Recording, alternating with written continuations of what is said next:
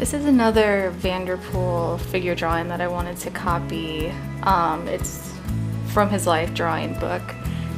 And when I start these drawings, I always start with the biggest shape that you can find, like the silhouette of the figure.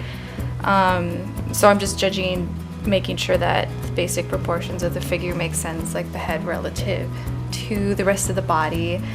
And I keep adjusting the lines back and forth because I want to be as accurate as possible, even when the drawing is just as simple as it is right now.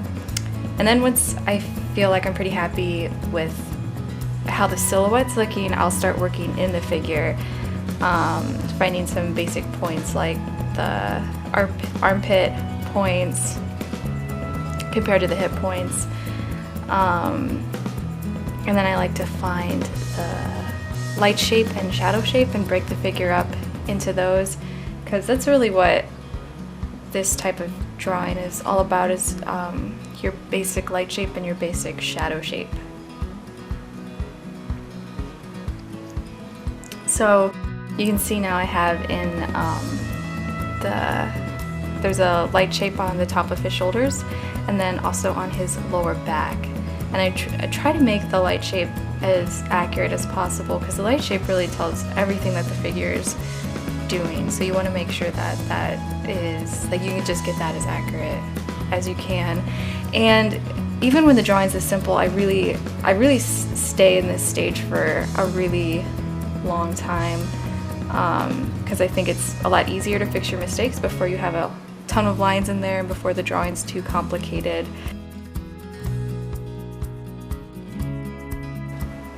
Or I always try and stay in this stage as long as possible before I start adding in any tone.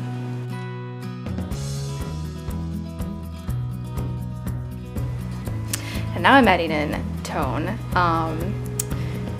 but still trying to keep it as simple as possible. And so just with this one tone, there's no other, it's just one tone, it's like no variation in it, just trying to keep it really simplified and just trying to show the difference between the light shape and the shadow shape, which you can see that the light shape now is just on the top shoulder and on his lower back, and everything else is shadow, even his whole head.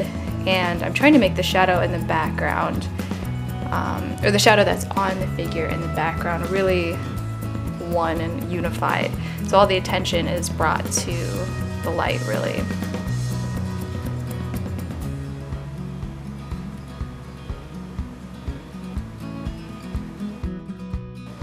And again, when I'm doing these and when I'm working, I just keep trying to correct and correct and correct and try and get it closer to Vanderpoel and just as close as possible. So kind of no matter what stage I'm in, if I see a mistake, I'm gonna fix it if I can. So I try and keep things as light as possible as well, so I can keep erasing and until I get the figure locked in and I'm so confident.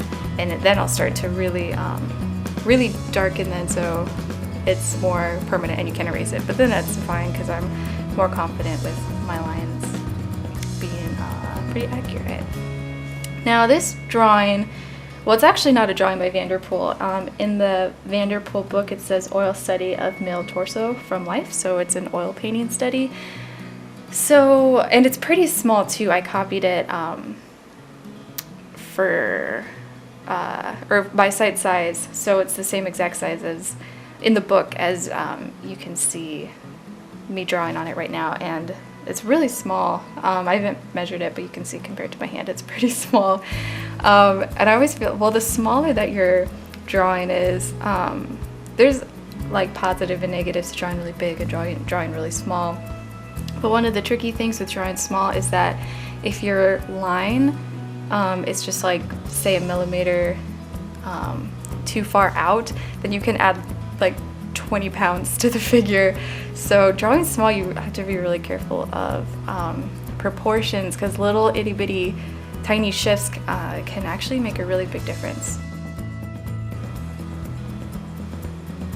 And then also, since I said it's an oil study, an oil painting, you can also be, you can be a lot more subtle with paint, especially with different tones. And you can do a lot more with paint than you can with drawing because you have a wider range. You can make really, really dark values. Pencil, you can't really get too dark. You can't even get as dark as you can with charcoal with pencil. And you can't be, it's hard to be as subtle as you can with paint. But I really wanted to do this copy because I think it's a really beautiful copy, and it has like really that really definite light shape and shadow shape. That's always good to practice from if an artist like really captured it well, which Vanderpoel has. So that's why I wanted to do this, and it was just a challenge to see how subtle I could also get with pencil. There's a point in this one actually took me like 6 hours to do, and that's a lot of time for such a little tiny drawing, a little study. But I really don't like starting something and not finishing it, so I kept going with it, even though, I don't know, I was getting frustrated in the middle part of it because it's hard to show. Vanderpoel, he has in the shadow shape, like you can see on right under the shoulders and above the lower back, that part, there's a lot of different dark tones in that area, but they're really unified at the same time. And I was finding it really tricky to show those parts being really unified, but then also show that there's different tones in there too. So that was really good practice, sticking with that. And also back poses I think are really, really hard because when you're drawing from life and you have a figure standing like that and you see the back, if the figure shifts forward or back a little bit, with tilting his back, the shadow shapes change really, really drastically. So I find the back poses pretty hard to do, so it's always good to have more practice with that. And it's also good because doing these things just really solidify in your mind how another artist solved maybe a problem that you're having in a figure drawing, and they solved it really well. So then copying a really good drawing like this, it kind of just like cements how he solved a problem, and then maybe you can use that later to help you out if you're struggling with something or don't know how to solve a problem. And then you can see when I am darkening this figure, I always start trying to keeping the main contrast and most of my attention in the focal points.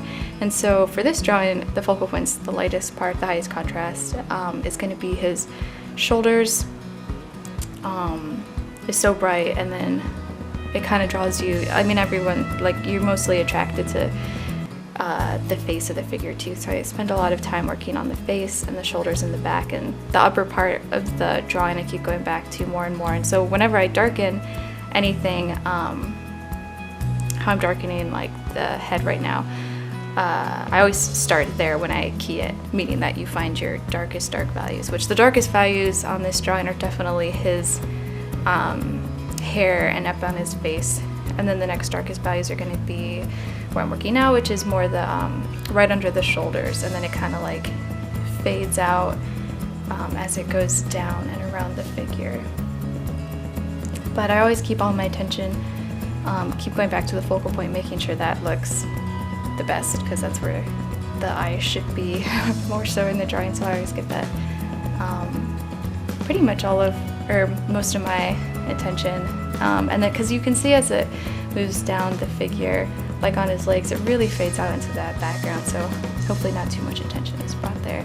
And then also when I'm finishing up the drawing, what I also like doing, you can see I'm using the eraser a lot to drag it over places, and also using the pencil to really unify as much as I can, keeping all those shadow shapes really unified and the light shapes as unified as possible, and just really seeing how subtle I can get. I think that is what I always try for, see how subtle you can get, because being subtle, especially with pencil, it's a little easier in paint maybe, but it's hard to be subtle. But I think that always makes a drawing look a lot like life.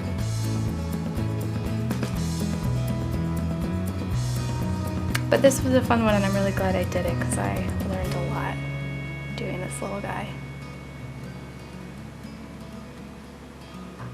And you can see where I copied it out of the book. Thanks for watching.